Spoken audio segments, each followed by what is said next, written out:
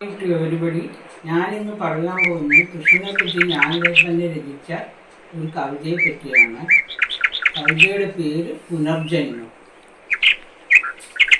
ഇനി എത്ര ജന്മങ്ങൾ എടുത്താലും എനിക്ക് ഗുരുവായൂരിൽ ജനിക്കണം കൃഷ്ണ, എനിക്ക് ഗുരുവായൂരിൽ ജനിക്കണം. ഗുരുവായൂരിലെ വൃന്ദാവനത്തിലെ പൂവായോ അല്ല ഗോകുലത്തിലെ പശുവായോ എനിക്ക് ഗുരുവായൂരിൽ ജനിക്കണം. ഗോകുലത്തിലെ പശുവായാൽ നിനക്കെന്നും പാൽപ്പായസത്തിൻ പാല് ഞാൻ എന്നുമെന്നും തരാം കൃഷ്ണ, എന്നുമെന്നും തരാം. കൃഷ്ണ, നിൻ ദിവ്യ രൂപങ്ങളെല്ലാം രചിക്കുന്ന വിരലുകൾ എന്തെല്ലാം എന്തെല്ലാം സുഹൃതം ചെയ്തു കൃഷ്ണ, എന്തെല്ലാം എന്തെല്ലാം സുഹൃതം ചെയ്തു.